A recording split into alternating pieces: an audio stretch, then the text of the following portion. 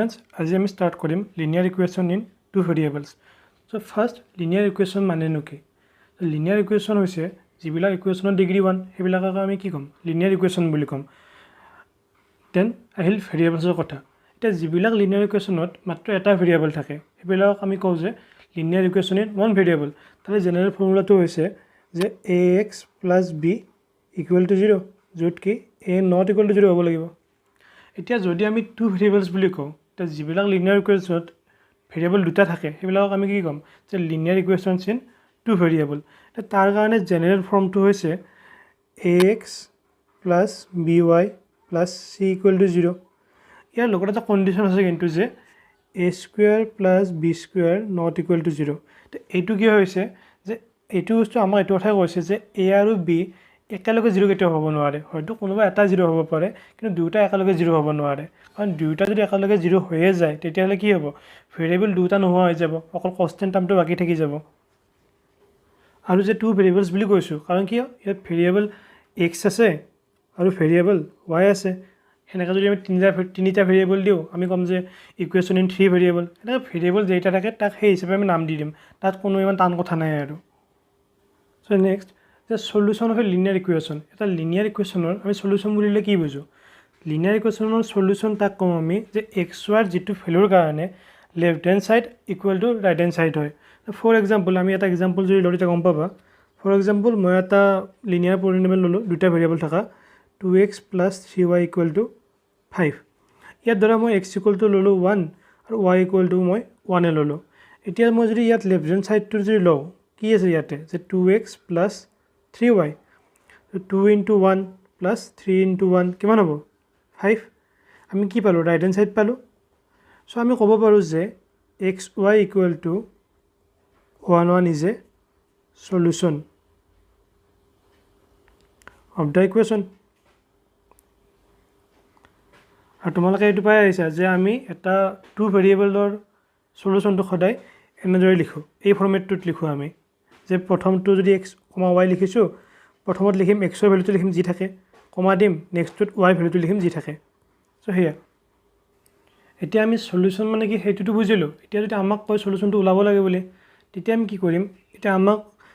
ইকুৱেশ্যনটো লৈছিলোঁ যে 2x plus 3y equal to 5 ইয়াৰ পৰা কি কৰোঁ ধৰা 2x equal to 5 minus 3y 3yটো ৰাইট ছাইডে লৈ গ'লোঁ ইয়াৰ পৰা x ইকুৱেল টু কিমান হ'ব 5 মাইনাছ 3y ডিভাইডেড বাই 2 এতিয়া কি কৰিম আমি y ৰ মান যি লওঁ তাৰ কাৰণে আমি x ৰ মানৰ কিবা এটা পাম ধৰা এতিয়া এইটো ইকুৱেশ্যন নম্বৰ 1 দিলোঁ মই ধৰা ল'লোঁ y ইকুৱেল টু 1 তেতিয়াহ'লে ইকুৱেশ্যন 1 আমি প্লাছ কিমান পাম x equal to 5 minus 3 into 1 by 2 5 minus 2 by 2 equal to 1 so' y যদি 1 হয় x 1 হ'ব চ' এটা সলিউশ্যন কি হ'ল 1,1 ধৰা মই y ইকুৱেল টু ধৰা 2 লওঁ তেতিয়া ইকুৱেশ্যন আমি প্লাছ কি পাম x equal to 5 minus 3 into 2 by 2 5 minus 6 by 2 equal to minus half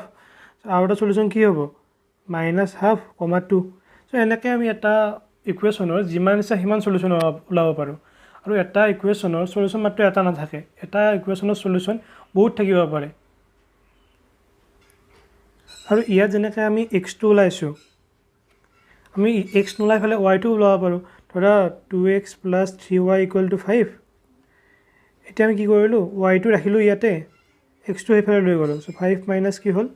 2x ইয়াৰ পৰা y ইকুৱেল টু কিমান আহিব চ' 5 মাইনাছ 2x ডিভাইডেড বাই 3 এতিয়া আমি ইয়াত কি কৰিম xৰ যিকোনো এটা মান ল'ম xৰ সেই মানটোৰ কাৰণে আমি y কিবা এটা মান পাম তেতিয়াও সেই আমি একটা সলিউশ্যনে পাম চ' x বা y যিকোনো এটা ওলালে হ'ল ইকুৱেশ্যনটো এতিয়া এটা ইকুৱেশ্যনৰ সলিউশ্যনটোৰ এটা জিঅ'মেট্ৰিকেল মিনিং আছে এতিয়া সেই জিঅ'মেট্ৰিকেল মিনিংটোনো কি এতিয়া গ্ৰাফডাল যে দেখিছা আমি অলপ আগতে যিটো ইকুৱেশ্যনৰ কনচিডাৰ কৰিছিলোঁ সেই ইকুৱেশ্যনটো গ্ৰাফ এইডাল মানে 2x plus 3y equal to 5 এই ইকুৱেশ্যনটো গ্ৰাফ এইডাল আৰু যিহেতু এইটো এটা লিনিয়াৰ ইকুৱেশ্যন তাৰ গ্ৰাফডাল কি হ'ব সদায় এটা ষ্ট্ৰেইট লাইন হ'ব এতিয়া এই ইকুৱেশ্যনটোৰ আমি জিৰ' সলিউশ্যন বুলি ক'লে কি বুজোঁ সলিউশ্যন মানে হৈছে যে এই লাইনডালত থকা যিকোনো এটা পইণ্টে সলিউশ্যন হ'ব বা প্ৰত্যেকটা পইণ্টে তাৰ একোটা সলিউশ্যন হ'ব আমি এটা কি পাইছিলোঁ 1,1 এই পইণ্টটো কি হয় 1,1 কাৰণ x ত আছে 1 x ত আছে 1 y ত আছে 1 সেই হিচাপে এই ষ্ট্ৰেইট লাইনডালত আমি যিমানকেইটা পইণ্ট লওঁ এইটো ল'ব পাৰোঁ এইটো ল'ব পাৰোঁ বা এইটো ল'ব পাৰোঁ যিমান পইণ্ট নলওঁ কিয় এই প্ৰত্যেকটা কি হ'ব এই ইকুৱেশ্যনটোৰ একো একোটা চলিউশ্যন হ'ব চ' আমি সেইকাৰণে কি ক'ব পাৰোঁ যে এটা লিনিয়াৰ ইকুৱেশ্যনৰ মাত্ৰ এটা চলিউশ্যন নাথাকে চলিউশ্যন বহুত বেছি থাকিব পাৰে আৰু এই প্ৰত্যেকটা চলিউশ্যনে সেই লাইনডালত থকা একো একোটা পইণ্টক ৰেফাৰ কৰে মানে সেই চলিউশ্যনটো পাইছোঁ মানে কি সেই পইণ্টটো সেই লাইনডালৰ ওপৰতে আছে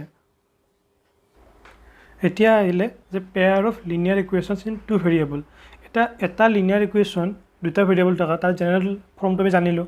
এতিয়া পেয়াৰ মানে কি দুটা থাকিব চ' এটা লিনিয়াৰ ইকুৱেশ্যনৰ পেয়াৰৰ জেনেৰেল ফৰ্মটো হৈছে a1x plus b1y plus c1 equal to 0 a2x plus b2y plus c2 equal to 0 ইয়াতো এই same condition a1 square plus b1 square not equal to 0 a2 square plus b2 square not equal to 0 আৰু আমি ইয়াক pair বুলি কেতিয়া ক'ম বা জোৰা বুলি কেতিয়া ক'ম যেতিয়া ইয়াত দুটাৰে ভেৰিয়েবল ছেম থাকিব কাৰণ আমি যদি প্ৰথমটোত চাওঁ ইয়াৰো ভেৰিয়েবল আছে এক্স ছেকেণ্ডটোৰো ভেৰিয়েবল আছে এক্স ইয়াতো আছে ভেৰিয়েবল ৱাই ইয়াতো আছে ভেৰিয়েবল ৱাই চ' দুটাতে মাত্ৰ এক্স আৰু ৱাই ভেৰিয়েবলে আছে বেলেগ বেলেগ নাই যদি বেলেগ বেলেগ থাকে আমি এটা পেয়াৰ বুলি নকওঁ তেতিয়া তাক আৰু আমি ইয়াত যে দেখিছোঁ এইবিলাক a1 b1 c1 a2 b2 c2 এইবিলাক চব কি একো একোটা ৰিয়েল নাম্বাৰ এতিয়া আমি অলপ আগতে দেখিলোঁ যে এটা লিনিয়াৰ ইকুৱেশ্যনে দুটা ভেৰিয়েবল থকা কি কৰে এডাল ষ্ট্ৰেইট লাইন ৰিপ্ৰেজেণ্ট কৰে যদি এটা পেয়াৰ হৈ কেইটা থাকিব দুটা ইকুৱেশ্যন থাকিব সেই হিচাপে লাইন কেইডাল থাকিব লাইনো দুডালে থাকিব এতিয়া সেই লাইন দুডাল কি কেতিয়াবা হয়তো এটা আনটোক কটাকটি কৰিব কেতিয়াবা হয়তো দুইডাল পেৰেলেল হ'ব অ'কে বা কেতিয়াবা কি হ'ব পাৰে দুইডাল লাইন একেলগে মিলি যাব পাৰে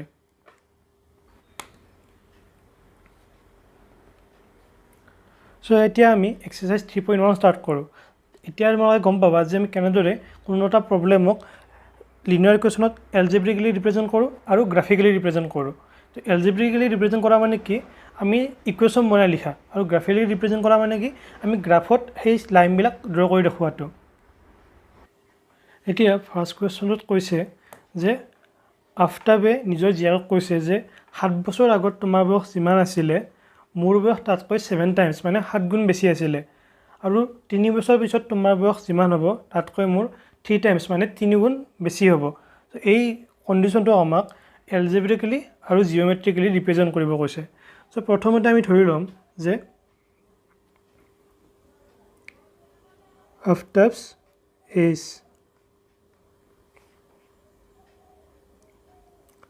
টুডে ইকুৱেল টু কি ধৰিলোঁ এক্স বুলি ধৰিলোঁ নেক্সট আমি ধৰিম Aftab's daughter's age equal to Y এতিয়া প্ৰথম কণ্ডিশ্যনটো কি কৈছে চোৱা যে 7 বছৰ আগৰ কথা কৈছে এতিয়া 7 বছৰ আগৰ বয়স কি হ'ব 7 কম থাকিব মানে এতিয়া যদি বয়স 10 হয় 7 বছৰৰ বয়স কিমান হ'ব 3 মানে এতিয়া বয়স যদি এক্স 7 বছৰৰ আগত কিমান হ'ব এক্স -7 জীয়েকৰ বয়স এতিয়া যদি ৱাই হয় 7 বছৰৰ আগত কিমান হ'ব ৱাই -7 চ' এতিয়া কি হৈছে চোৱা যে দেউতাকৰ বয়স কিমান আছিলে জীয়েকৰ 7 গুণ আছিলে 7 বছৰ আগতে মানে এক্স -7 এইটো কাৰ বয়স আফতাবৰ বয়স 7 বছৰ আগতে ইকুৱেল টু কিমান গুণ আছিলে 7 টাইমছ কাৰ আফতাবৰ জীয়েকৰ মানে ৱাই -7 এইটো এটা কণ্ডিশ্যন পালোঁ এতিয়া ইয়াক যদি আমি ছল্ভ কৰোঁ এক্স -7 ইকুৱেল টু 7y -49 গোটেইখিনি আমি লেফ্ট ছাইড লৈ আহোঁ x -7y plus 49 -7 equal to 0 x -7y plus 42 equal to 0 আমি এইটো ইকুৱেশ্যন 1 বুলি দিলোঁ ঠিক আছে তাত নেক্সট কৈছে 3 বছৰ পিছৰ কথা মানে আজি যদি বয়স মোৰ 10 হয় 3 বছৰ পিছত কিমান হ'ব মোৰ 13 চ' দেউতাকৰ বয়স 3 বছৰ পিছত কিমান হ'ব এক্স +3 আৰু 3 বছৰ পিছত কিমান টাইমছ হয় 3 টাইমছ তেতিয়া জীয়েকৰ বয়স কিমান হ'ব ৱাই +3 ইয়াক যদি আমি ছল্ভ কৰোঁ এক্স +3 ইকুৱেল টু 3y + 9 গোটেইখিনি লেফ্ট ছাইড লৈ আহোঁ x plus 3 minus 3y minus 9 equal to 0. x minus 3y minus 6 equal to 0. এইটো আমি দিম ইকুৱেশ্যন নম্বৰ 2. এতিয়া এই ইকুৱেশ্যন 1 আৰু 2টো হৈছে এলজেব্ৰিকেল ৰিপ্ৰেজেণ্টেশ্যন, মানে আমি তাক কি লিখিতভাৱে কৰিছোঁ, আমি ইয়াত গ্ৰাফ ইউজ কৰা নাই, জাষ্ট আমি ইকুৱেশ্যনকেইটা আমি লিখিছোঁ. এইটোক কয় এলজেব্ৰিকেল ৰিপ্ৰেজেণ্টেশ্যন. ইয়াৰ পিছত আমাক কৰিব দিছে গ্ৰাফিকেল ৰিপ্ৰেজেণ্টেশ্যন. এতিয়া চোৱা ইকুৱেশ্যন 1ৰ পৰা আমি লিখিব পাৰোঁ, ইয়াত আছে যে ax minus 7y plus 42 equal to 0. আমি অকল এক্সটো লেফ্ট ছাইডে ৰাখিম, বাকী গোটেই ৰাইট ছাইডে লৈ যাম. মানে x ইকুৱেল টু কি হ'ব 7y minus 42. সেই হিচাপে ইকুৱেশ্যন 2ৰ পৰা আমি লিখিব পাৰোঁ ax minus 3y minus 6 equal to 0. ইয়াৰ পৰা যদি অকল এক্সটো লেফ্ট ছাইডে ৰাখোঁ তেতিয়া কি থাকিব 3y plus 6. আৰু মই তোমাক আগতেও কৈছোঁ তোমালোকক যে আমি এইটো এক্সটো লিখিব পাৰোঁ বা ৱাইটো লিখিব পাৰোঁ. মই ইয়াতে এক্সটো চুজ কৰিছোঁ কিয়, কাৰণ এক্সটো ইয়াতে অকলে আছে, এক্সৰ লগত কোনো নাম্বাৰ লাগি থকা নাই. এতিয়া ইয়াত এখন আমি টেবুল বনাব লাগিব আৰু ইয়াতো এখন টেবুল হ'ব.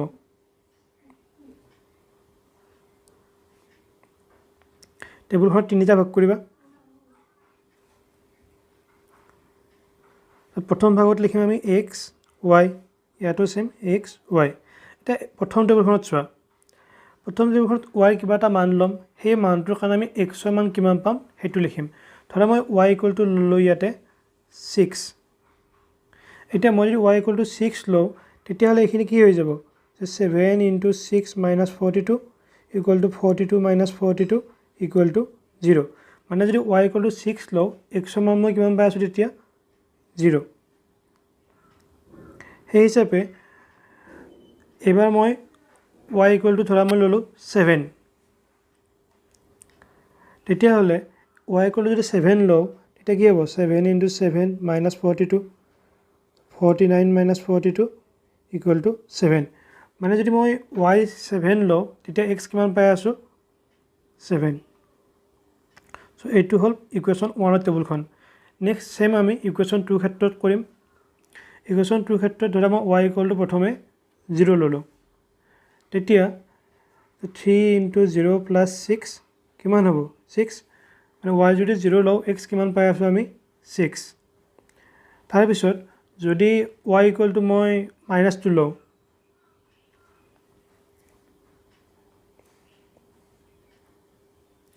তেতিয়াহ'লে কিমান পাম 3 into -2 plus 6 minus 6 plus 6 equal to 0. মানে যদি ৱাই ইকুৱেল টু -2 লৈ আছোঁ এক্সটো পাম আমি 0. চ' এনেকুৱাকৈ মাত্ৰ দুটা পইণ্ট ওলাই ল'লে হ'ল, তাতকৈ বেছি নালাগে আৰু. এতিয়া আমি ইয়াতে গ্ৰাফ ইউজ কৰিব লাগিব. চ' প্ৰথম ইকুৱেশ্যনটোৰ ক্ষেত্ৰত চোৱা, ইয়াত দুটা পইণ্ট আছে, এটা হ'ল 0,6 আনটো হৈছে 7,7. যদি আমি গ্ৰাফত চাওঁ 0,6 হ'ব এইটো পইণ্ট আৰু 7,7 হ'ব এইটো পইণ্ট. এতিয়া আমি কি কৰিম, এই দুয়োটা পইণ্টৰ মাজেৰে এডাল ষ্ট্ৰেইট লাইন ড্ৰ কৰিম. আৰু এই লাইনডালৰ কোনটো ইকুৱেশ্যন হ'ব যে ইকুৱেশ্যন 1ৰ যিটো লাইন আছে সেইটো লাইন হ'ব. নেক্সট ইকুৱেশ্যন 2 ক্ষেত্ৰত চোৱা, ইয়াতো দুটা পইণ্ট আছে, এটা হ'ল 6,0 আনটো হৈছে 0,-2. 6,0 পইণ্ট কোনটো হ'ব এইটো, আৰু 0,-2 এইটো পইণ্ট. এই দুটা পইণ্টৰ মাজেৰে এডাল ষ্ট্ৰেইট লাইন ড্ৰ কৰা. এইটো হ'ব ইকুৱেশ্যন 2 লাইনটো. এয়ে হ'ল গ্ৰাফিকেলি ৰিপ্ৰেজেণ্ট কৰা, কাৰণ আমি কি কৰিলোঁ দুয়োটা লাইনকে আমি গ্ৰাফত ড্ৰ কৰিলোঁ. চ' তোমালোকে দেখিলা যে আমি কেনেদৰে ৰিয়েল লাইফ প্ৰব্লেম এটা লিনিয়াৰ ইকুৱেশ্যনত এলজেব্ৰিকেলি এণ্ড গ্ৰাফিকেলি ৰিপ্ৰেজেণ্ট কৰিছোঁ. এতিয়া ছেকেণ্ড কুৱেশ্যনটো চোৱা. ছেকেণ্ড কুৱেশ্যনটোত কৈছে যে এজন ক্ৰিকেট কোচে 3খন বেট আৰু 6টা বল 3,900 ৰুপিছত কিনিছে. তাৰ নেক্সট কণ্ডিশ্যনটো কৈছে যে এপাত ছেম বেট আৰু 3টা বল 1,300 ৰুপিছত কিনিছে. এতিয়া আমাক এই চিটুৱেশ্যনটো লিনিয়াৰ ইকুৱেশ্যনত এলজেব্ৰিকেলি এণ্ড গ্ৰাফিকেলি ৰিপ্ৰেজেণ্ট কৰিব দিছে. চ' আমি ধৰি লওঁ যে price of 1 bat equal to x, then price of 1 ball equal to y okay so first কণ্ডিশ্যনত কি কৈছে বেট কেইপাত কিনিছে 3 বাট সো 3x প্লাছ বল কিনিছে 6টা সো 6y ইকুৱেল টু এই গোটেইখিনি প্ৰাইচ কিমান পৰিছে 3900 এতিয়া দুইটাৰ পৰা 3 কমন আছে x plus 2y equal to 3900 then x plus 2y equal to কিমান হ'ব 3 ডিভাইড কৰিলে 1300 এইটো ইকুৱেশ্যন নম্বৰ 1 দিলোঁ নেক্সট কণ্ডিশ্যনটোত কৈছে যে বেট কিনিছে এক পাৰ্ট সো কি হ'ব x প্লাছ বল কিনিছে 3টা সো 3y ইকুৱেল টু 1300 এইটো ইকুৱেশ্যন নম্বৰ দিলোঁ 2 সো এয়া আমি এলজেব্ৰিকেলি ৰিপ্ৰেজেণ্ট কৰিলোঁ এতিয়া আমি ৰিপ্ৰেজেণ্ট কৰিব লাগিব গ্ৰাফিকেলি সো ফাৰ্ষ্ট ইকুৱেশ্যনটোৰ পৰা আমি লিখিব পাৰোঁ x plus 2y equal two 1300 ইয়াৰ পৰা x ইকুৱেল টু হ'ব 1300 মাইনাছ 2y দেন ইকুৱেশ্যন 2 পৰা লিখিব পাৰোঁ x plus 3y equal to 1300 so x equal two হ'ব 1300 মাইনাছ 3y আগৰ কুৱেশ্যনটোৰ দৰে দুখন চাৰ্ট বনোৱা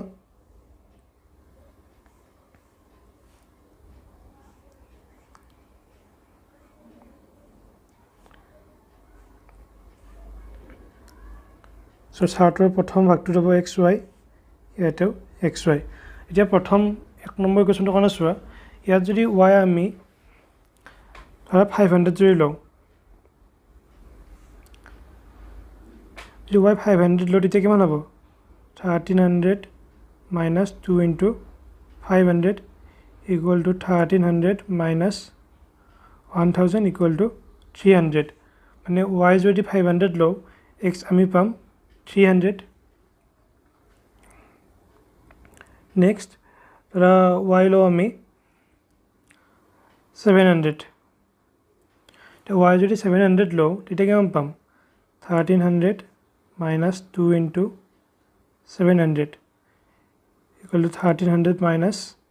1400 equal to minus 100 so যদি আমি y equal to 700 লওঁ x পাম minus 100 so এতিয়া সেকেন্ড টেবুলখনৰ কাৰণে চোৱা যদি আমি ইয়াত y equal to 400 যদি লওঁ তেতিয়াহ'লে কিমান পাম 1300 minus 3 into 400 equal to 1300 minus 1200 equal to 100 so যদি আমি y 400 ল'ম তেতিয়া x পাম 100 এতিয়া আকৌ যদি আমি y যদি ধৰা লওঁ আমি 500 তেতিয়া কিমান পাম y যদি 500 লওঁ 1300 minus 3 into 500 equal to 1300 minus 1500 equal to minus 200 so যদি আমি y equal to 500 লওঁ x পাম minus 200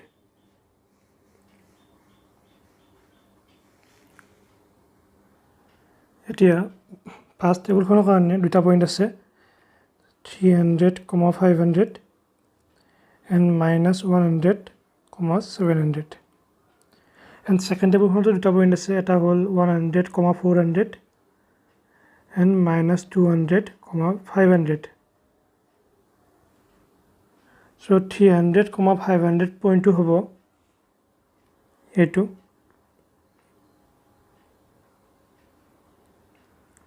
then minus 100, 700 পইণ্টটো হ'ব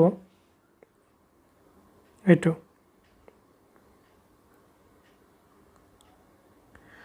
এতিয়া এই দুটা পইণ্টৰ মাজত এটা ষ্ট্ৰেট লাইন ড্ৰ কৰা এইটো হ'ব ইকুৱেশ্যন 1ৰ গ্ৰাফডাল নেক্সট ইকুৱেশ্যন 2ৰ কাৰণে চোৱা তাৰ পইণ্ট আছে 100, 400 so এইটো হ'ব 100, 400 নেক্সট আছে minus 200, 500 এইটো হ'ব এইটো এতিয়া এই দুটা পইণ্টৰ মাজত এটা ষ্ট্ৰেট লাইন ড্ৰ কৰা